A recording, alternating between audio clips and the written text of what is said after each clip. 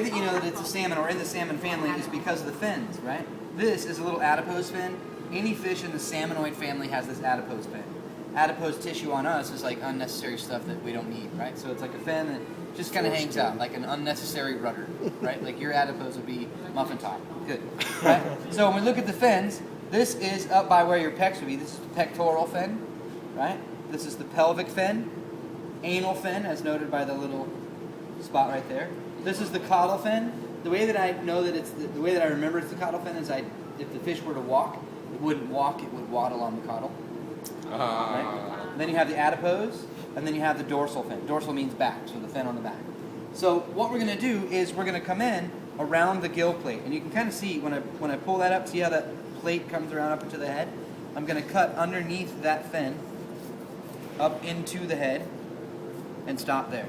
Okay. Then I'm going to flip it. I have a little friction pad that's 4 clicks long out of the paper towel hand holder. Just flip it over here and pull it close to the edge of the board. And then I wipe it up because I don't like a mess.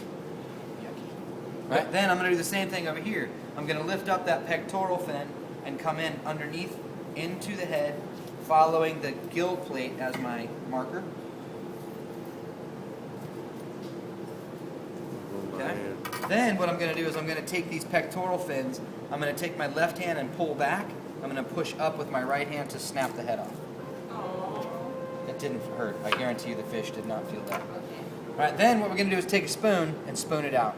In larger fish, you can get pretty big cheeks, and fish cheeks are awesome if you get good fish cheeks. Big grouper cheeks? Yeah, those are delicious. Collars?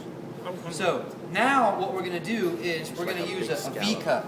So a V-cut, what I mean by the V-cut is if you look at my knife, this would be one side of the V, and this is the other side of the V.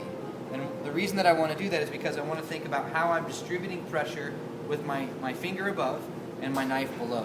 I'm also feeling with my middle finger, this one, what that bone feels like so I know where I'm at. I'm going to come in right on top of the vertebrae.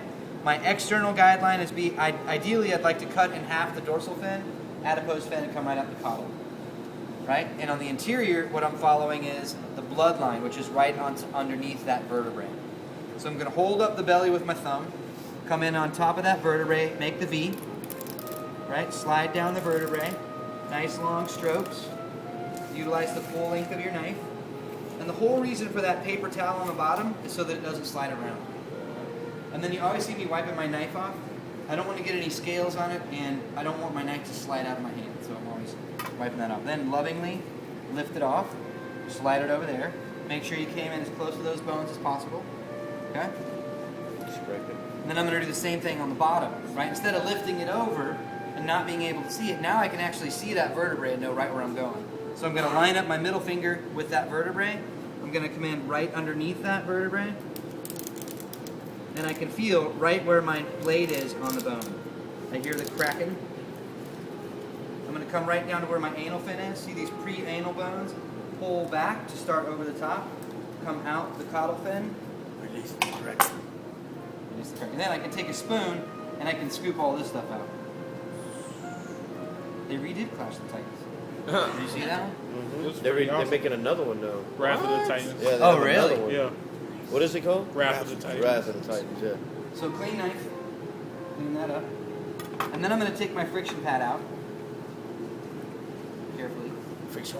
Lovingly. Now, what you don't want to do is, you know when you get a leather belt, if you bend it backwards, what happens to it? Cracks. It cracks it, right? It causes that seal. If you do the same thing on fish, it causes the same thing to happen. If you actually look at this fish, you can see the lines. It kind of comes to a V. Comes down like that. In between the muscle fiber is the myotome, the fat, and that's what you can see in here. When you pull it apart, that's what causes it to deteriorate. Fish is better, bigger. So the bigger you leave the fish, the longer the shelf life is going to be. Whenever you're storing it, you want to keep it on ice, and you want to keep it swimming upright. So when you get fish in the hole, stuff the cavity with ice, set it upright, so that when it deteriorates naturally. If you lay it on its side, what happens to that bottom side? That will deteriorate. The bottom side is going to deteriorate more quickly, right? So you put it like it's swimming in the water, surrounded in ice. Why do you think we keep fish in ice? Keep it fresh. Keep it fresh. And what is the temperature of the water that the fish came from before it came to you? Hot. Sometimes hot, Cold. generally cold. So if it's at 28 degrees that it's used to swimming in, and you put it in a 38-degree cooler, what's happening? It's already warmer than it's used to being, and so it's going to break down more quickly. Okay? So what we're going to do is we're going to turn this so that we follow the natural curvature. You're going to come in with your knife. What I do is I hook it and then I pull it like this so that I can cut through. So I'm going to follow the curvature of that fish down and around. Okay? So come in underneath here, follow it down and around. Down and around. And off. Nice. Down, around, and off. It's like a little song. Down, around, and off. So see how that's not purdy? We don't like it not purdy. Mm-mm.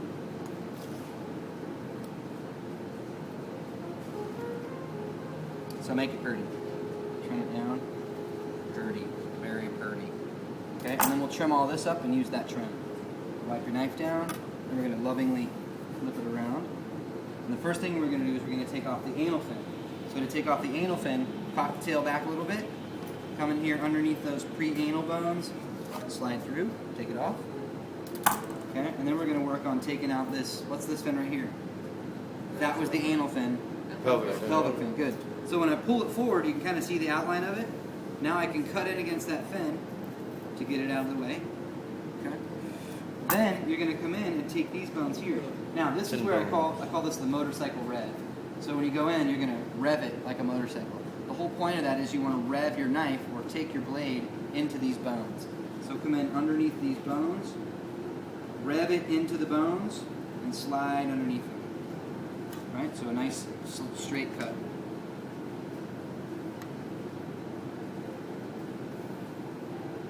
Underneath those bones, rev it into the bones, slide it out. Lift them up as you go down. So that you're just taking those little rib bones out. Okay? Now this is usable meat. We could just come back and clean that belly up so that we extend our yield out. And if we're curing it, can we put a little less cure there and cure it so that we get a better yield on it? Yeah, we could use that whole thing. Right? Or, when you look at that fat, what does that tell you? When you look at this up here compared to this down here, It's fattier. fattier, right? More deliciousness, right? So you can get a really nice sear on that. So this is a good piece for putting like a dry rub on, let it dry out a little bit, and then sear it or grill it. So that's good for that. So trim that belly off. Nice, down to the edge, and then trim it off at the fat line. Okay? And we're going to leave the skin on it. And we're going to leave the skin on so that we can cure it. Just take that little nubbin off. And then we're going to come back and pull the pin bones out. So to pull the pin bones out, you just come in, you can hear them. Right? And you're going to come back with a pair of pliers and pull them out, which I forgot. Maybe they're in this drawer. Hey, Chef. Hey, how's it going?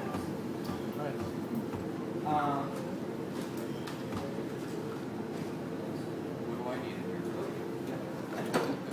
So come back with your needle nose pliers and pull your pin bones out.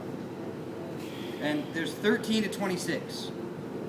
So we get 13. And you guys say baking a pastry is time-consuming and detailed and annoying. So pull out those pin bones. And then the other thing you're going to do is we want to make a slight incision through the skin. Why do you think we're going to do that if we're going to cure it? So the cure can So get it penetrates, right? We make an incision for penetration.